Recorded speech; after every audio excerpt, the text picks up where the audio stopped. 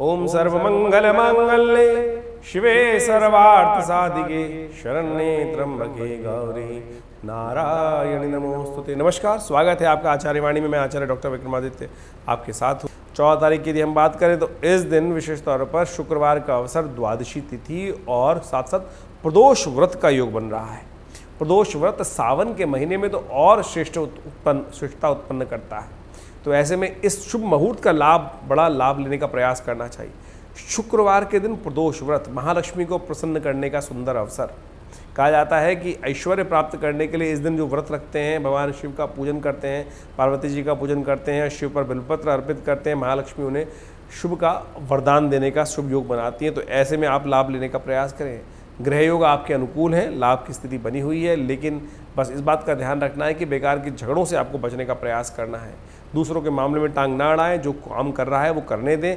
आप बीच में बिल्कुल किसी भी स्थिति में कोई आपको लाख बुलाए मत जाइएगा, अन्यथा आप भी कहीं फंस सकते हैं। इस बात का ध्यान रखते हुए कार्य करें।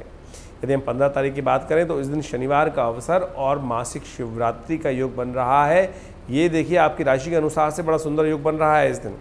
ऐसे में शनिवार का अवसर, शनि आपके लग्न में चल रहे हैं और साथ साथ वक्र स्थिति में है, तो बड़ा शुभ एक काम कीजिएगा। मासिक शिवरात्रि, भगवान शिव पर जो जल चढ़ता है, कावड़ की स्थिति है, अनादिकाल से इस सुंदर योग का लाभ लोग लेते आए हैं।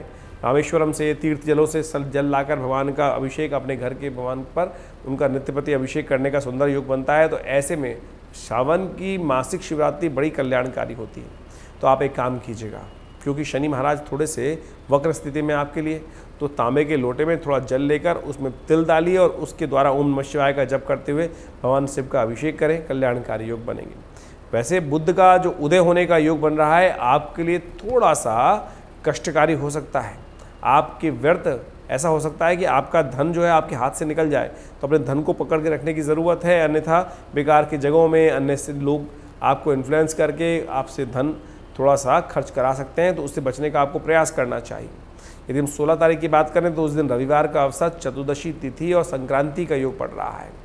वैसे तो संक्रांति अगले दिन सुबह 5 बजे के आसपास रहेगी, लेकिन सूर्योदय से पहले रहेगी, इसीलिए विशेष तौर पर संक्रांति का पुण्य अगले दिन है। लेकिन संक्रांति रविवार को पड़ रही है, तो हृदय नाम का योग बन गया है। रविवार के दिन, संक्रांति के दिन जो योग पड़ता है उसको हृदय योग बन जाता है। तो ऐसे में भगवान का अभिषेक करना चाहिए, जलाभिषेक। विशेष तौर पे भगवान सूर्य का विशेष तौर पर अर्घ देने की व्यवस्था करें। भगवान शिव पर अर्घ दें, थोड़ा सा उसमें आपकी राशि के अनुसार से शिष्ट यही रहेगा। थोड़ा मीठा जल में डालकर पीला पुष्प उसमें अर्पित कर भगवान को गायत्री मंत्र से या ओम घृणी सूर्य आदित्याय नमः इस मंत्र का ध्यान करते हुए उनका अभिषेक करें। आपके लिए कल्याणकारी योग अवश्य बनेंगे और सुंदर योग बनेंगे। चंद्रमा आपके लिए बड़ा शुभ है, प्रशस्त है, और सूर्य के साथ जिस प्रकार से योग बना रहा है पूरे दिन, वो आपके लिए कल्याणकारी रहेगा। आपके लिए आगे बढ़ने के अवसर प्राप्त हो सकते हैं। ये 17 तारीख की हम बात करें तो उस दिन सोमवती अमावस्या है, संक्रांति का पुण्य है और सावन का सोमवार है। सावन का द्वितीय सोमवार पड़ रहा है 17 तारीख के दिन। ये बड़ा शुभ स्थिति है। ऐसे में एक बात का ध्यान रखिएगा, थोड़ा सा आपको अपने खर्चों पे कंट्रोल करने का प्रयास करना चाहिए, और जो भी काम करें उसमें थोड़ा सा सावधान रहते हुए कार्य करें। अपने पितरों के निमित्त आप एक काम करें, कुछ अन्न का दान करें, ब्राह्मण भोजन कराएं। और हमने विवेकानंद योगाश्रम में सुंदर तरीके से बड़ा सुंदर रुद्राभिषेक का कार्यक्रम रखा है सोमवार के द्वितीय सोमवार के दिन। आप उसमें भी सम्मिलित हो सकते हैं और भगवान की कृपा प्राप्त कर सकते हैं। यदि हम बात करें 18 जुलाई की, तो 18 जुलाई को मंगलवार का अवसर है, प्रतिपदा तिथि है और मलमास इस दिन से आरंभ हो रहा है। पुरुषोत्तम मास इस दिन से आरंभ रहेगा। ये जो पुरुषोत्तम मास है केवल किसी और कार्य के लिए प्रशस्त नहीं माना जाता।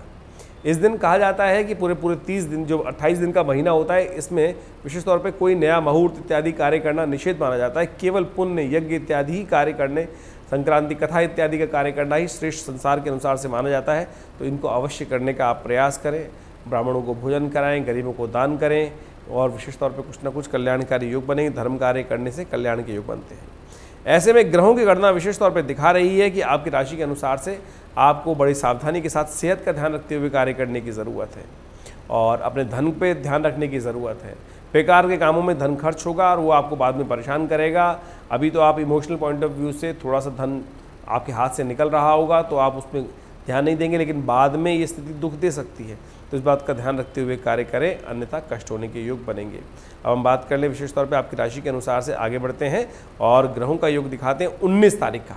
19 तारीख को बुधवार का अवसर है, उस दिन द्वितीया तिथि है और चंद्रमा जो है छठे भाव में आपके राशि के अनुसार से चल रहे हैं। छठे में वैसे ही बुध विद्यमान है उदय होकर, तो ये दोनों के दोनों ग्रह आपके हाथ से धन निकलने के योग बना सकते हैं। तो इस बात का ध्यान रखें कि बेकार के कामों से, इमोशनल पॉइंट ऑफ व्यू से अपने आप को बचा के रखने का प्रयास करें।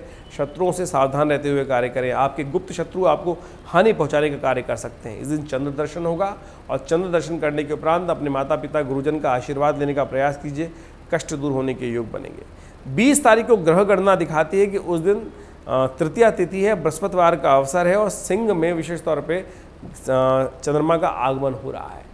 ये सुबह की स्थिति आपके लिए थोड़ी भारी दिखाई देती है। 11 बजे के आसपास जब चंद्रमा का परिवर्तन होगा 10:58 पर, तो ग्रहों की स्थिति परिवर्तन की तरफ चली जाएगी, वो आपके लिए शुभ रहेगी। यानी सुबह थोड़ी भारी है, मध्याह्न के बाद से आपके लिए लाभ की स्थिति बनती दिखाई दे रही है। ऐसे में ग्रहों के अनुसार से आपको कार्य करने का प्रयास करना चाहिए। जो देशकाल परिस्थिति के अनुसार से कार्य करते हैं, समय को समझते हुए कार्य करते हैं, तो उनके जीवन में सदा शुभ ही होता है, अशुभ अपने आप दूर हो जाता है। क्योंकि ज्योतिष के माध्यम से हमें भविष्य को देखने की एक सुंदर दृष्टि प्राप्त है, तो उसके लाभ आपको अवश्य लेने का प्रयास करना चाहिए। हर बार हम ग्रहों की गणना के अनुसार से आपके समक्ष बहुत सारे रहस्यात्मक तथ्य रखते हैं। आशा करते हैं उससे आपको लाभ प्राप्त होगा। फिर भी आपके मन में कोई शंका चल रही है तो व्हाट्सएप के माध्यम से अपने प्रश्न को हमें भेज सकते हैं, हम अवश्य उसका निदान देने का प्रयास करेंगे। धन्यवाद।